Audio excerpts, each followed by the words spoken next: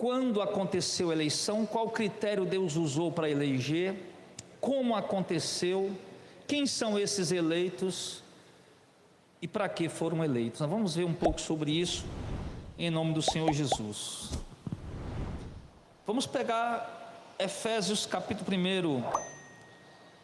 Vamos fazer a leitura apenas do verso 2 em diante.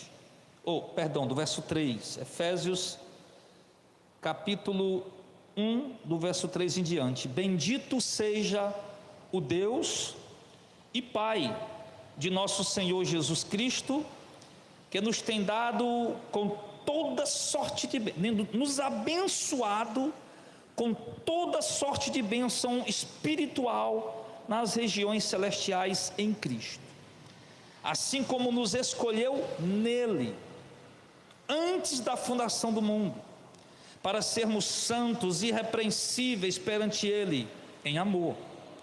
Nos predestinou para ele, para a adoção de filhos, por meio de Jesus Cristo, segundo o beneplácito de sua vontade, para louvor da glória de sua graça, que ele nos concedeu gratuitamente no amado, no qual temos a redenção pelo seu sangue, a remissão dos pecados, segundo a riqueza da sua graça, que Deus derramou abundantemente sobre nós em toda a sabedoria e prudência, desvendando-nos o mistério da sua vontade, segundo o seu beneplácito que propusera em Cristo, meu Deus, de fazer convergir nele, na dispensação da plenitude dos tempos, todas as coisas, tanto as que estão no céu como as da terra.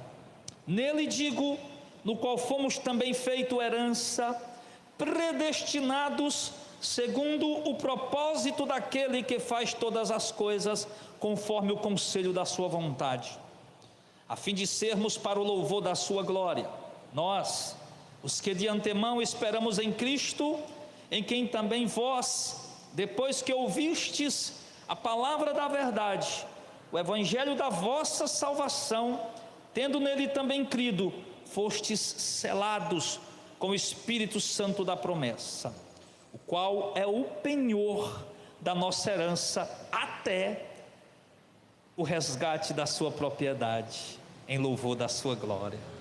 Irmão, só com essa leitura aqui já dá vontade de ir embora, pulando no meio da rua. Mas a gente vai explicar um pouco, porque a gente tem falado da importância de ler a Bíblia e da importância de estudar a Bíblia, e a gente não pode trocar um pelo outro. Estava dizendo ao Mauricélio que às vezes eu passo muito tempo sem ler, e eu sinto falta, fico só estudando, preparando a mensagem, e aí eu sinto falta de ler. Então você tem que realmente agregar esses dois. Na verdade eles têm que ser intrínsecos, inseparáveis, como o leite com o café, que você não pode separar mais, a leitura da palavra e o estudo da mesma. Então há muitos questionamentos sobre a eleição e a predestinação. Obviamente nós não vamos esgotar esse assunto numa única pregação, é impossível. Vamos apenas expor de forma resumida alguns pontos importantes sobre eleição e predestinação, mas as dúvidas que surgem são: se há uma eleição, alguns chegam a dizer que não há eleição e que não há uma predestinação, que isso é uma heresia, que isso é uma falsa doutrina. Mas ora, nós vamos para a Bíblia e nós vamos encontrar vastamente termos eleição e predestinação. E eu fiz questão de trazer uma mensagem expositiva, porque dentro desse texto que nós lemos, 14 versículos, nós vamos ter dentro de um contexto, e não apenas um texto aqui, outro ali, outro acolá, mas dentro de um contexto, o apóstolo Paulo, que foi o maior pregador sobre eleição e predestinação, expondo aqui essas verdades. Observe que primeiro aqui o apóstolo Paulo, ele vem louvando a Deus no versículo 3, reconhecendo Deus que é o nosso Pai, e também Pai de nosso Senhor Jesus, o Messias, e esse que nos tem abençoado com toda sorte de bênção espirituais nas regiões celestiais. Aqui, queridos, eu vou só aqui interromper um pouquinho o tema, o assunto, e só esclarecer aqui uma coisa, porque tem gente, quando você diz assim, irmão, Deus te abençoe, a pessoa diz, não, nós já somos abençoados. De fato, abençoados nas regiões celestiais, com toda sorte de bênção espiritual. Mas lembre, quando você diz Deus te abençoe, nós estamos também tratando de questões terrenas, pedindo a bênção de Deus sobre aquela pessoa nas questões terrenas, nas questões humanas, na lida da vida, porque espiritualmente, nas regiões celestes, nós já estamos abençoados com toda sorte de bênção. De fato, não há mínima necessidade de dizer a alguém, Deus te abençoe. Mas, quando nós falamos Deus te abençoe, nós estamos falando em todos os aspectos, inclusive nas questões humanas, terrenas, questão de saúde, livramento, proteção, envolvendo todas essas coisas. E ele diz aqui, então continuando, né, o tema aí. Então ele vai falar aqui no verso 4, preste muita atenção. Assim como nos escolheu nele. Quem nos escolheu? Ele vem falando aqui de duas pessoas. Vem falando de Deus o Pai e do Senhor Jesus Cristo, o Filho do Pai. Ele vai dizer que quem nos escolheu? Deus. Em quem? Em Cristo. Deus nos escolheu. Irmãos, houve uma eleição agora. Houve vários candidatos à eleição presidencial. Simplesmente o candidato que ganhou simplesmente porque quis? Ou todos os outros não queriam ganhar também? Todos os outros queriam ganhar, mas ele precisou passar pelo crivo de uma eleição, por uma escolha. E quem escolheu? Quem elegeu? O povo. Ninguém, não foi porque ele quis por si, ele foi porque alguém o escolheu e colocou lá.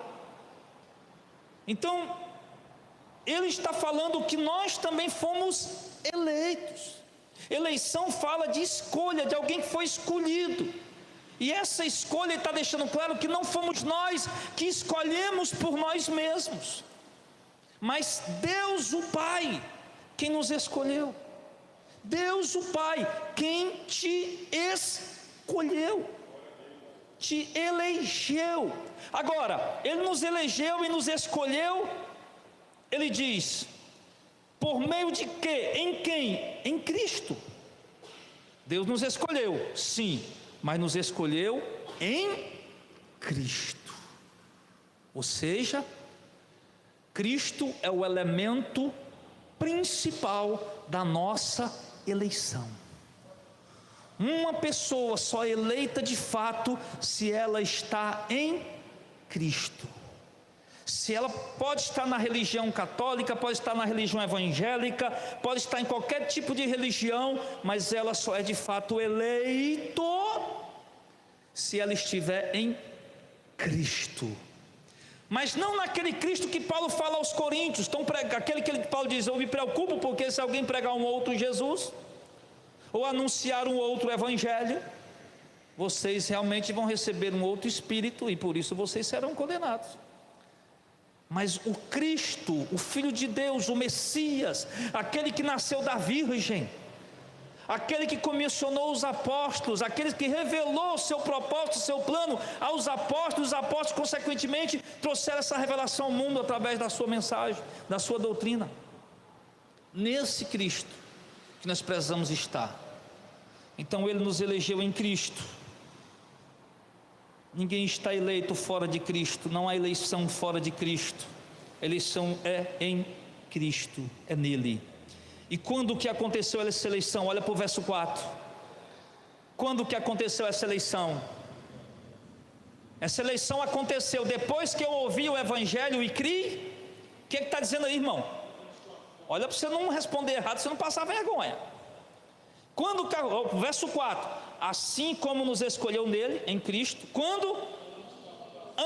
Antes da fundação do mundo. Quando foi que Deus nos escolheu, nos elegeu em Cristo? Antes da fundação do mundo. Mas espera aí, antes do mundo ser fundado, você já existia? Antes do mundo ser fundado, Adão e Eva já estavam aqui? Antes do mundo ser fundado, ninguém ainda existia aqui, mas mesmo assim, o Deus onisciente, onipotente, todo-poderoso já havia realizado uma eleição. Já havia realizado uma eleição. Já tinha eleito você. Eu até respeito quando alguém erra, comete um equívoco teológico, um erro teológico. Eu até respeito quando alguma coisa passa despercebido. Mas eu não consigo aceitar ou conceber ou mesmo respeitar alguém que venha me dizer, olhando nos meus olhos, dizer que você só vai ser eleito depois que você aceitar Jesus. É isso que o texto está dizendo, irmão? A irmã Socorro só vai ser eleita depois que ela aceita Jesus, que você se torna um eleito. Mas Lúcia, aceita Jesus que você se torna um eleito. Não! O texto é objetivo, é contundente, é claro. Você não se torna um eleito depois que você aceita Jesus. Você já está eleito antes da fundação do mundo. Você já nasceu eleito. Quem são eles? Não faço ideia. Por isso pregamos o Evangelho, vai já chegar nesse ponto aí. Quando foi que aconteceu a eleição? Antes da fundação do mundo.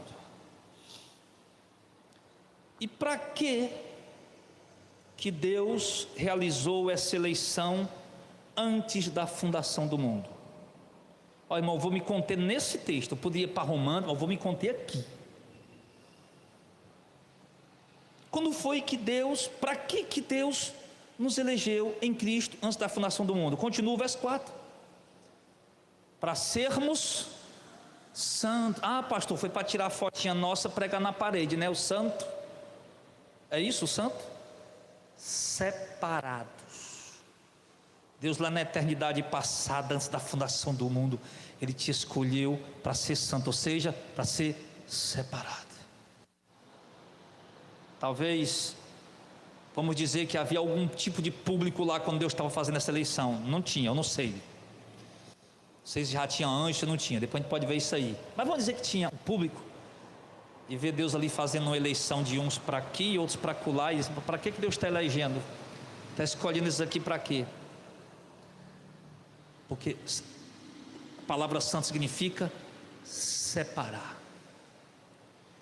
Nos escolheu para sermos separados. Te escolheu, te elegeu para ser separado. Separado de quê? Separado dos que serão condenados. Separado de quem? Dos que serão perdidos. Porque todos mereciam a condenação. Todos mereciam o mesmo destino, o inferno. Mas Deus disse: não, eu vou separar uns, eu vou santificar uns. Separar, para quê? Separados, santos para serem irrepreensíveis perante Ele em amor. Deus ia separar pessoas essas em quem seriam isentas de repreensão, seriam isentas do castigo eterno, seriam isentas de algum tipo de repreensão. Por quê? Porque, como disse Paulo, quem nos condenará se é Deus quem nos justifica? Mas esse povo que Deus separou, eles não pecam? Pecam. Eles não são pessoas imperfeitas e falhas? São. Só que essas pessoas que Deus separou, embora pequem, são imperfeitas e falhas, elas não têm prazer na iniquidade, não têm prazer no pecado, há uma semente santa dentro deles.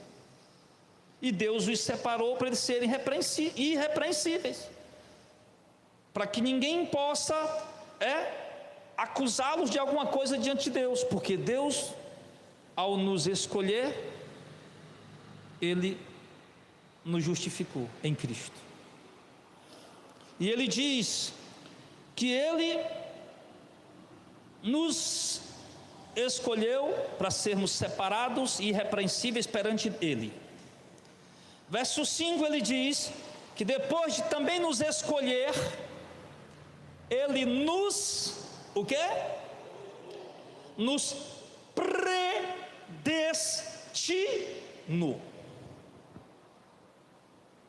Esse copo é feito de quê? Vidro, né? Vidro. Esse púlpito é feito de quê? Vidro. Um vidraceiro, não sei como é que chama o camarada que faz essas coisas. Um vidraceiro lá, não sei se o nome correto é esse, estava lá, ele pegou um vidro e ele disse: olha, esse pedaço de vidro aqui, eu vou separar ele aqui, porque esse aqui vai ser um copo. Esse outro vidro eu vou separar, porque esse aqui vai ser um púlpito. Ele separou com antecedência aqueles instrumentos para dar a eles um fim. E o fim deles foi esse aqui. Claro, depois o fim dele mesmo vai ser esbagaçado no chão, que alguém vai quebrar. Mas quando a Bíblia fala que Deus, além de ter nos elegido em Cristo antes do mundo ser fundado, Ele diz que Deus também nos predestinou. E predestinar significa o quê? Destinar com antecedência. Dar um destino a alguma coisa com antecedência. Ou seja, eu faço aqui a reunião: Davi, olha, hoje você vai cantar. O irmão Laírton, hoje você vai tocar. Pastor Zezinho, hoje você vai pregar. Já fiz a reunião, eles já estão destinados com antecedência. Quando começar o culto, cada um já sabe o que vai fazer, porque eles foram destinados com antecedência para esse propósito. Um para cantar, outro para tocar, outro para pregar. Foi isso que Deus fez conosco. Com antecedência, Deus nos destinou para alguma coisa. Está entendendo? Então, predestinar, irmãos, predestinar, predestinar é destinar algo, alguma coisa ou alguém para um fim. Destinar com antecedência. Antes da pessoa fazer aquilo, ela já foi destinada para aquilo. Então o texto está dizendo o quê? Que Deus, antes do mundo ser fundado, nos elegeu, nos predestinou. Que Deus está lá, isso aqui está eleito, separou, elegeu, né? Santificou, separou, elegeu. Agora, depois de separar, Ele disse: agora esse aqui eu vou predestinar para um propósito. Qual o propósito? Continua o verso 5.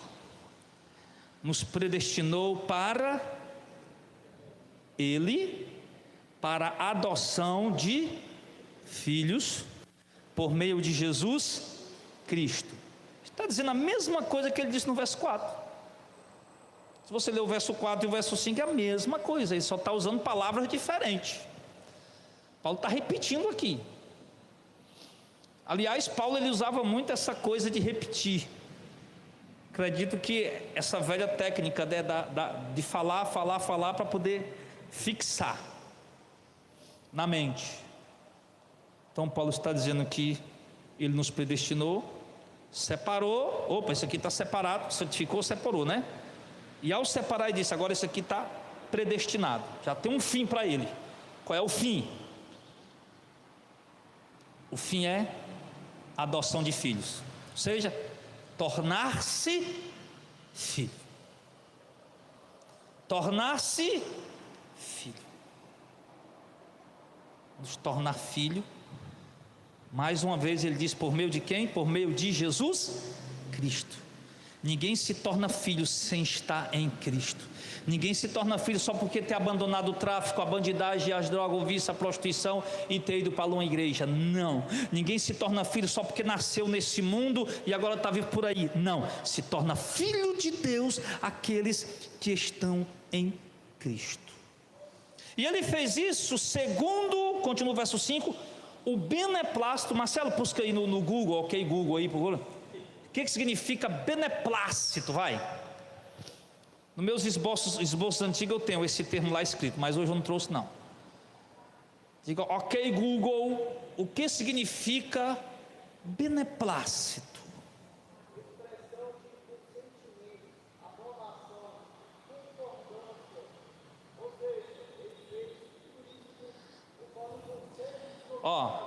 Expressão de consentimento, concordância.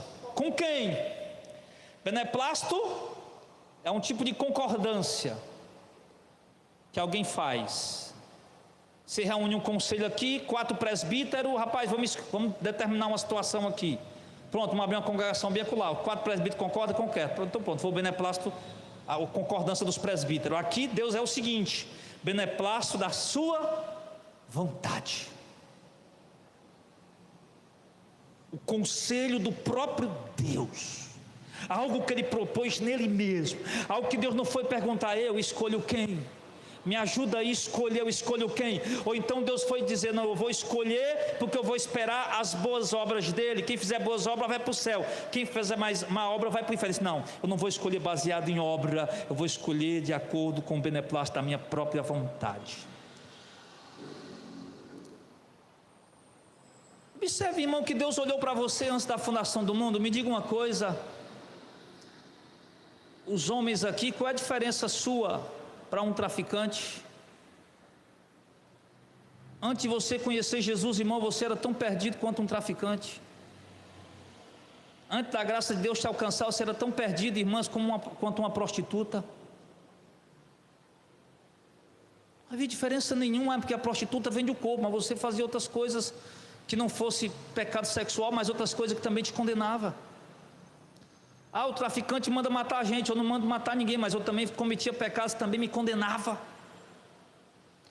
Nós éramos todos iguais, irmão.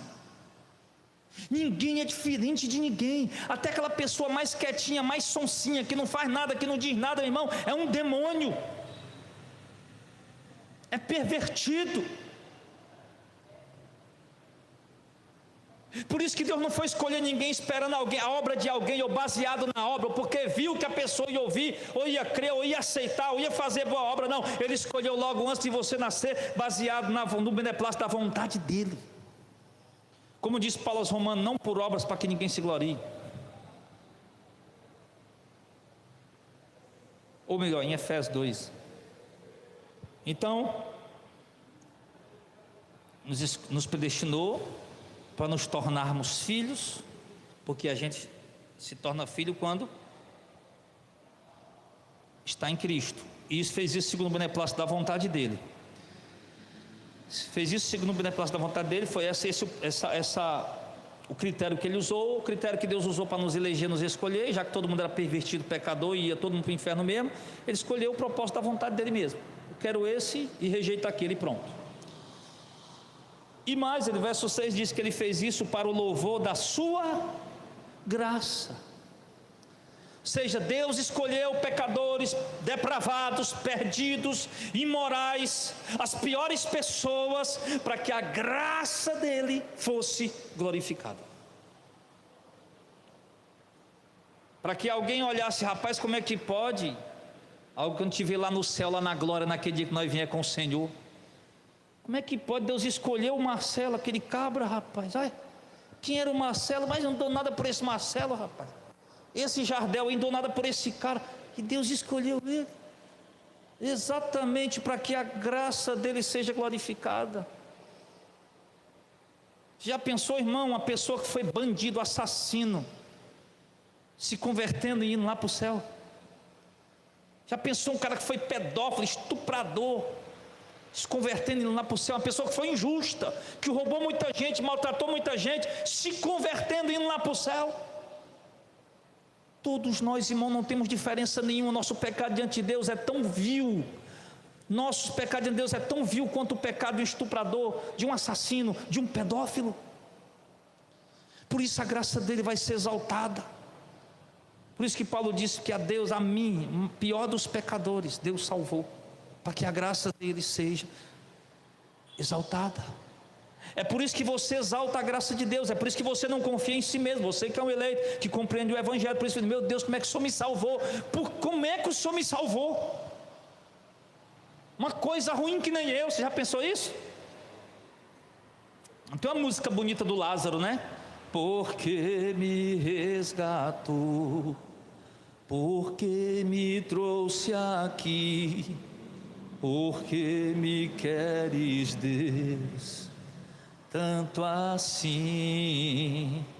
Se contra o céu pequei, e contra ti também, minha vida eu destruí, como errei. Ele grita: por que me queres tanto assim?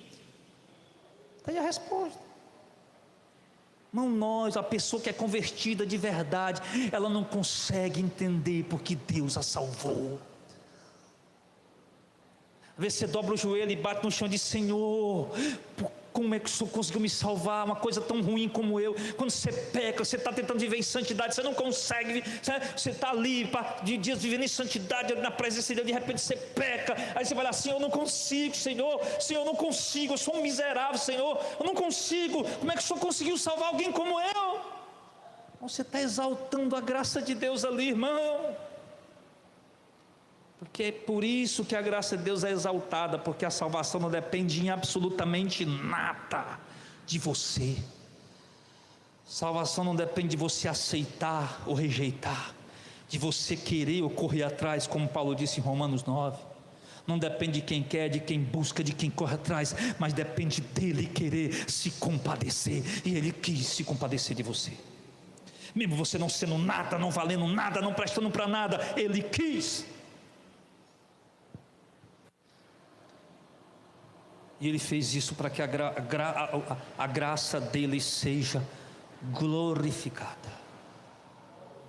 A graça é aquele favor sem que mereçamos. Mas eu sei que todos vocês aqui já devem ter orado, talvez jejuado, orado, pedindo a Deus alguma coisa, e talvez não alcançaram naquele momento. Mas talvez houve um momento em que você recebeu algo de Deus, em que você pensou: a hora que eu menos merecia, não tenho orado, não tenho buscado, não estou frio, desanimado, tenho até cometido transgressão de Deus, e Deus ainda faz um negócio desse na minha vida. Meu Deus, que graça gloriosa é essa? Parece que Deus escolhe o pior momento, o momento que você está pior, para te dar, para fazer, para você entender que não é por tua bondade, é pela graça dele.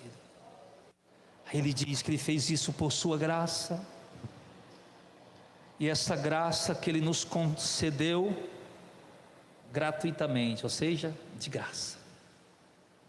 Glória a Deus. Muitos não entendem isso aqui, é simples.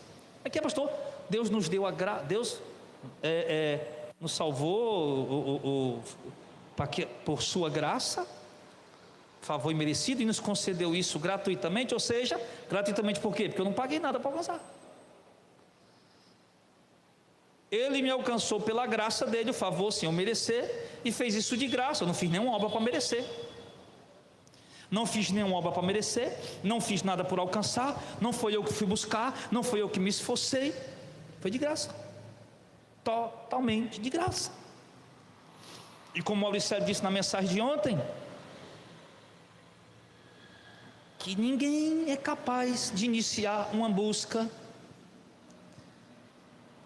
Sabe uma coisa, eu estou cansado, eu vou começar a ser crente agora. Se você fizer isso por si mesmo, você não vai muito longe. Você despertar por você mesmo: eu vou ser crente agora, vou para a igreja agora, você não vai passar muito tempo. Você não vai muito longe. Você vai viver uma vida meramente religiosa ali. Mas se você iniciou essa busca: Pai, eu vou buscar Deus, vou servir a Cristo, porque Ele se revelou para você, porque a graça dele te alcançou, aí é outra história. Aí você vai até o fim, que Ele vai te sustentar. Então Ele nos deu isso de graça, e sem nós pagar nada, sem ter feito nada. Não precisou nem jejuar, não precisou subir o monte, não. Deus te pegou, irmão, no pior momento da tua vida, quando você estava mais depravado, Deus foi lá e te revelou para ti. Aí você começou aquela luta: eu não vou, ou não vou, e Deus te perturbando aqui dentro. Aí Ele diz: nesse amado Cristo, nos concedeu gratuitamente no amado, o amado é Cristo, no qual, verso 7, temos a redenção. A redenção é o resgate. Nós temos a redenção pelo seu sangue, a saber, a remissão dos pecados. Ou seja, em Cristo nós temos a redenção, o resgate dos nossos pecados, a remissão, o perdão dos nossos pecados. No momento em que nós nos convertemos a Cristo, Ele está dizendo aqui que nossos pecados estão apagados, são remidos, somos resgatados do pecado. O pecado não tem mais poder para nos condenar. Pastor, mas a gente não peca? Peca, mas não tem prazer no pecado, viu? Eu repeti isso aqui 1 milhão de vezes. Pecado não tem mais poder para te condenar. Por quê? Porque você está no amado, que é Cristo, pela graça de Deus, porque Deus havia te escolhido, te elegido, te predestinado antes de fundar o mundo. Temos a redenção pelo sangue de Cristo, a remissão dos pecados, segundo a riqueza da sua graça. Mais uma vez Ele fala que tudo isso é pela riqueza da graça dele, o favor imerecido, favor que nós não merecemos. No verso 8 Ele vai dizer que Deus derramou sobre nós abundantemente em toda a sabedoria e prudência. Sabedoria e prudência dele. Deus foi prudente e sábio a nos eleger. Ele não fez nada para se arrepender depois, ou para errar, ou cometeu algum erro. Verso 9, olha aqui como é importante isso. Que foi que Deus fez mais naqueles que Ele elegeu, predestinou, que estão em Cristo? Desvendando-nos o mistério da sua vontade. Deus nos desvendou a vontade dele, que é um mistério para o mundo. O mundo não sabe qual a vontade de Deus. As pessoas não entendem a vontade de Deus. Ai, por que Deus mandou matar? As pessoas não entendem a vontade de Deus. Ai, se Deus existe, por que tem tsunami, terremoto? Deus podia livrar. As pessoas não entendem. E Deus desvendou para nós o mistério da vontade dele, que é o Evangelho. Era um mistério, ninguém vai entender se Deus não desvendar. Como disse Jesus em Mateus 20,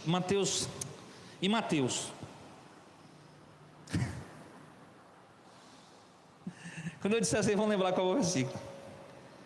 Graças te dou, ó Pai, Senhor do céu e da terra, que ocultaste essas coisas ao sábio instruído e desvendaste aos pequeninos.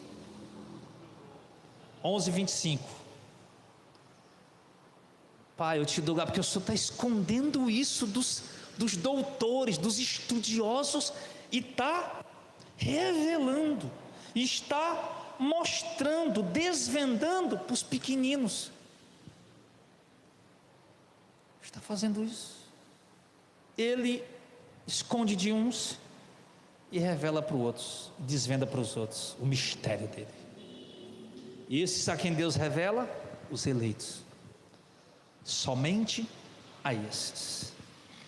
É por isso que um padre é um dos religiosos que mais estuda para se formar ou para exercer o sacerdócio dele, não, o ministério dele, a vocação dele.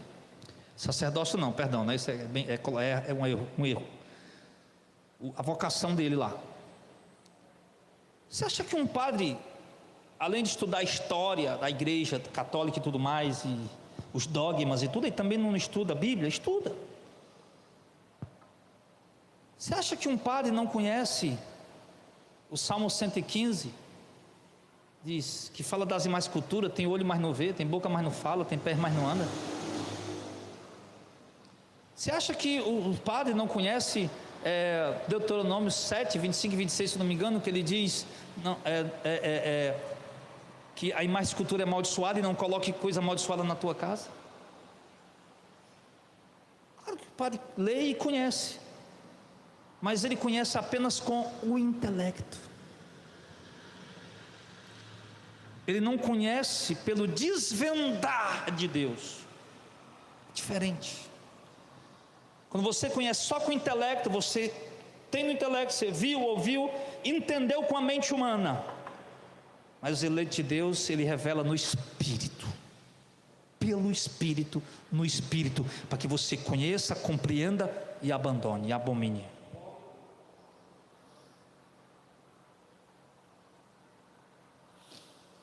Então ele fez isso, nos desvendou o mistério da sua vontade, mais uma vez, segundo o beneplácito da sua própria vontade que ele propôs em Cristo, de fazer convergir em Cristo. Convergir quer dizer reunir em Cristo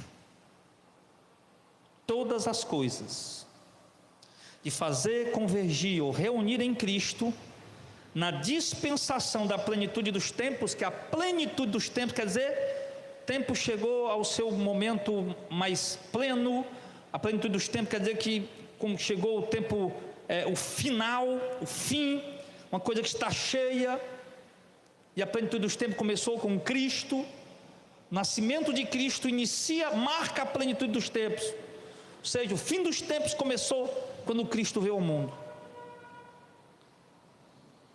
Tempos que Deus havia determinado tornaram-se plenos naquele momento, se completaram naquele momento. Nós estamos agora vivendo os momentos que antecedem o fim de todas as coisas. Ele fez de convergir em Cristo na dispensação da plenitude dos tempos todas as coisas, tanto as coisas que estão no céu como as que estão na terra. Ele colocou Cristo como centro. Ele colocou Cristo como centro. Ou seja, agora só se pode chegar a Deus se for por intermédio dele, de Jesus. Aí ele diz no verso 11: nele também digo, em Jesus, fomos feito herança. Mais uma vez ele usa o termo, fomos feito herança, predestinados, segundo o propósito daquele que faz todas as coisas, conforme o conselho da sua própria vontade. Repetindo tudo de novo.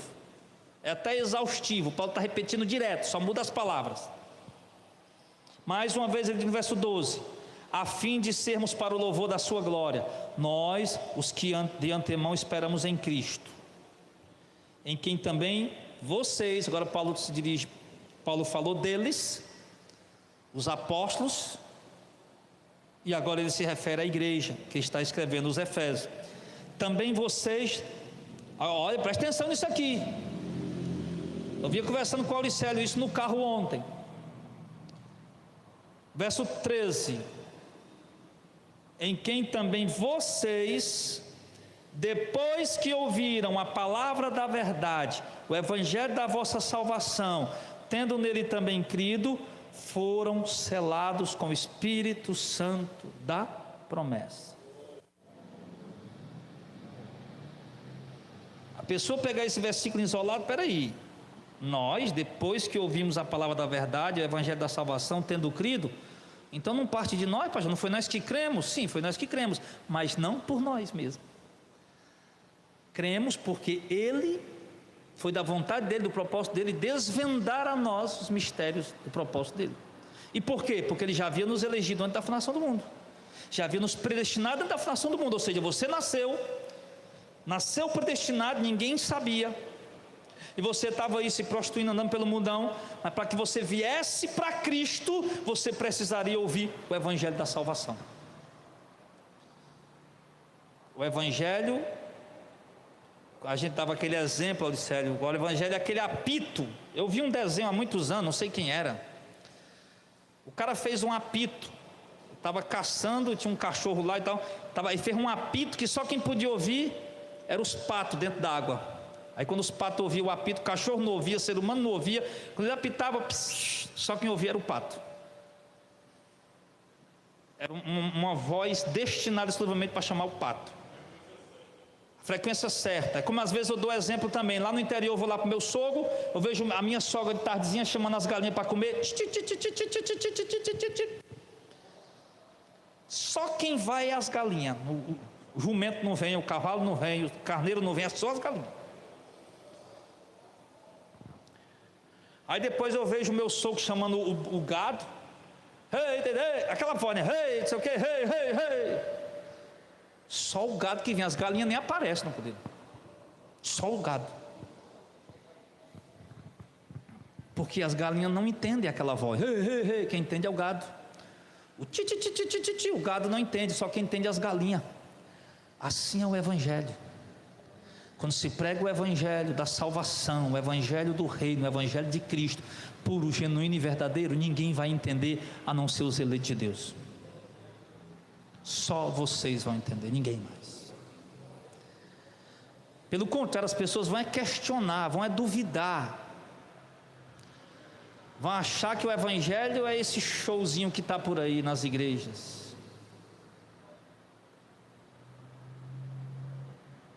Então, por isso que Paulo abençoado. Paulo diz: os judeus pedem um sinal, um milagre. Nós queremos ver um milagre. Os gregos chegam lá: não, nós queremos ouvir sabedoria. Aí Paulo vai e diz: nós pregamos a Cristo crucificado, condenado, amaldiçoado na cruz. Loucura para o judeu, porque isso não é milagre. Loucura, absurdo para os gregos, porque isso não é sabedoria. Um homem morrer na cruz, pelo contrário, parecia burrice. Mas para nós que somos salvos, é o poder de Deus para a salvação de todo aquele que crê.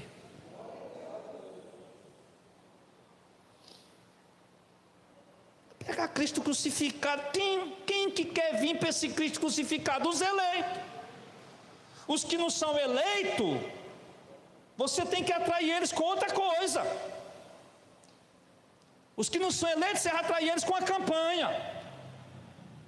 Irmão, vem para a campanha do 7 mergulho. Vem para a campanha das 7 voltas. Vem para a campanha das 7 muralhas. Vem a campanha do lenço ungido, da rosa ungida, da flor ungida. A campanha da prosperidade, do óleo da riqueza, da sei de que mais. Se atrai eles com campanha, com alguma coisa que lhes agrade a sua ganância, a sua cobiça, o seu ego. Mas os eleitos só são atraídos com a pregação da verdade, com a pregação do Evangelho.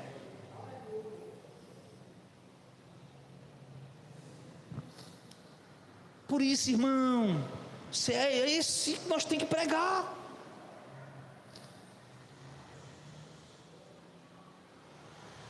Por isso Paulo pregava o Evangelho. Saía pelo mundo.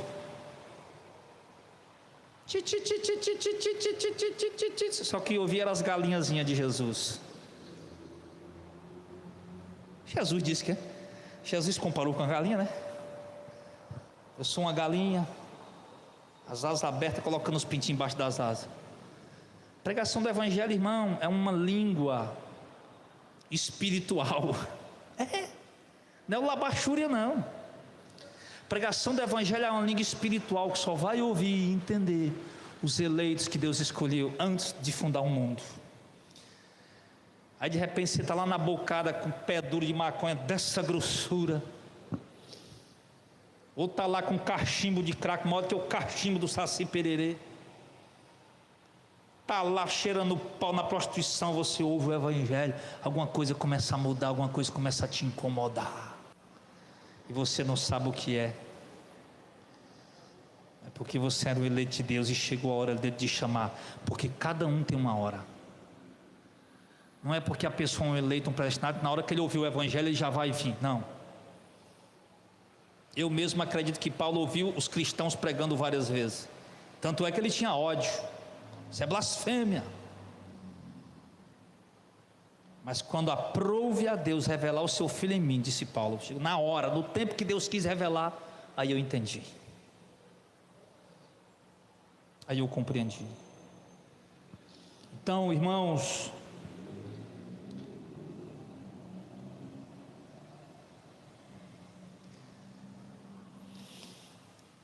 para concluir, ele diz: vocês ouviram o Evangelho, né? No verso 13, em quem também vocês estão, né? Em Cristo, mas só estão depois que ouviram o Evangelho. Aquele negócio, o cara vai para, coloca aí, irmão, o cara vai para o hospital, visita um bocado de leito, chega lá, ei, tu quer aceitar Jesus? Eu quero. Aí chega lá, canta um louvor, canta um hino, aí depois pergunta, ei, tu quer aceitar Jesus? Não, irmão, tem que pregar o Evangelho.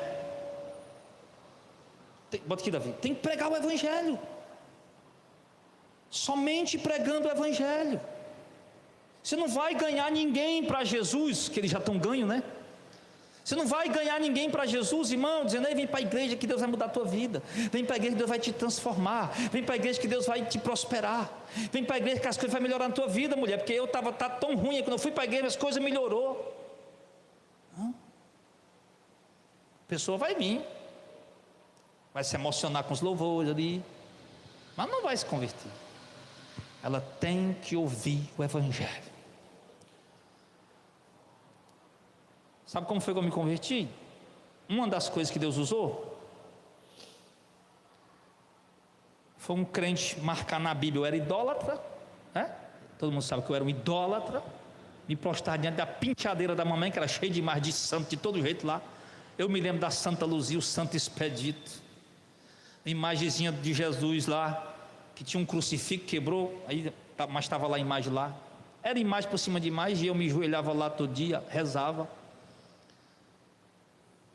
E Deus me salvou, não foi me adulando, Deus me salvou dizendo, mostrando o Salmo 115, Deuteronômio 7, 14, 25, Deuteronômio 7, 25 e 26, que mais de escultura é maldição, que Deus condena os idólatras, que isso é abominação, que é pecado. Deus me salvou sim, mostrando a verdade, o Evangelho.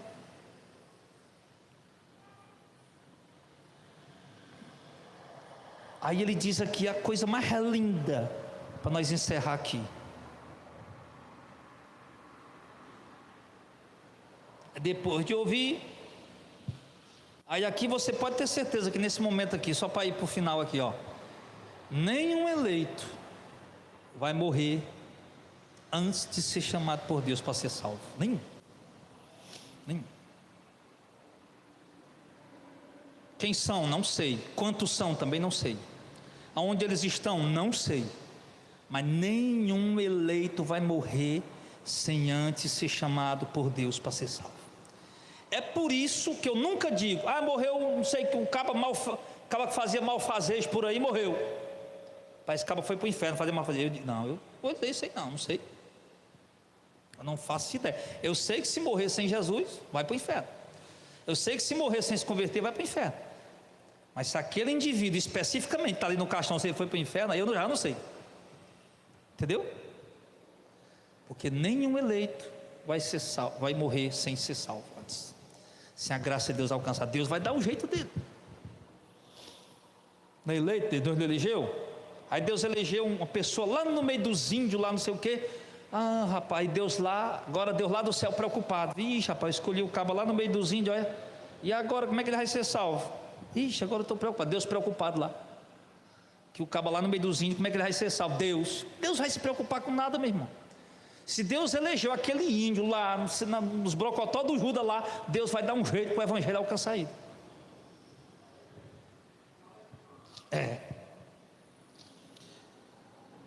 Então fique tranquilo, esquente a cabeça não.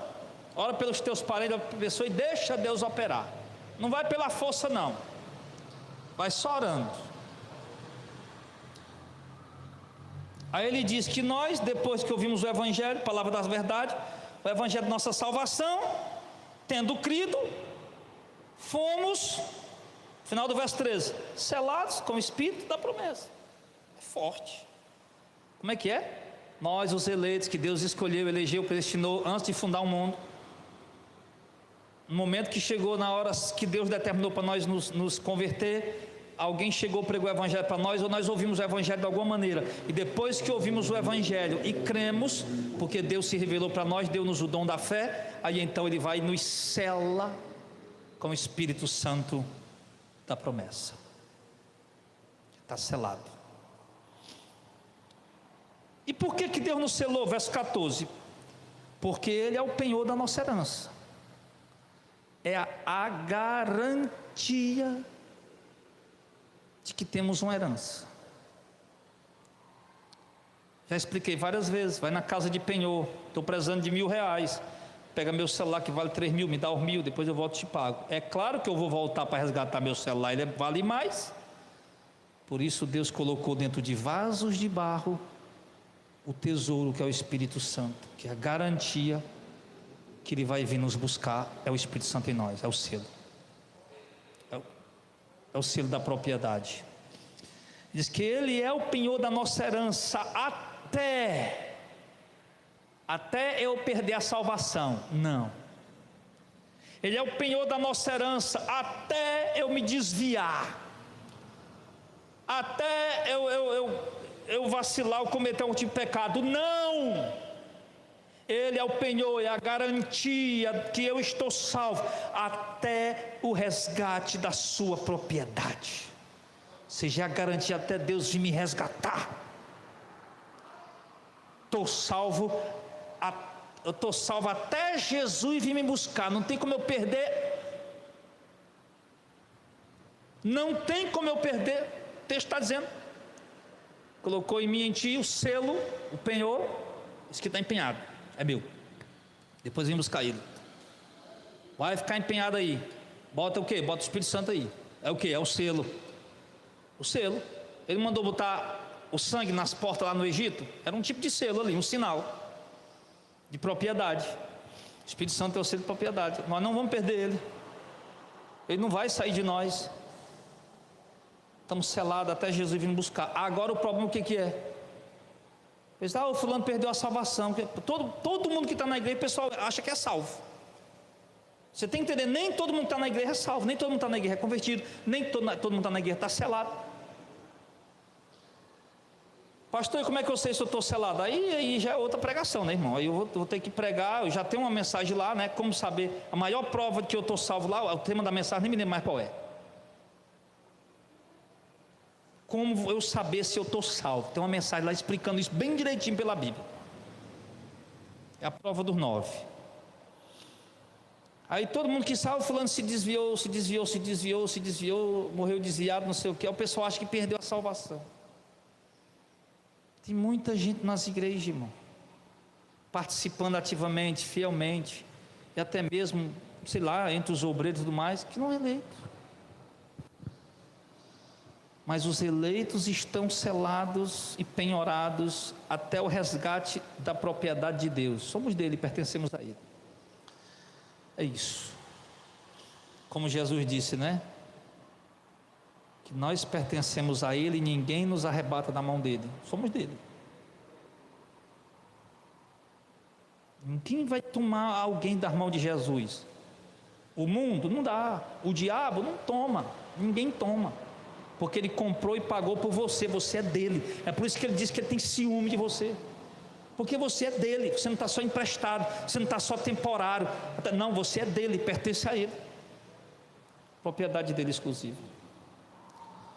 Então vamos louvar o Senhor, em nome de Jesus.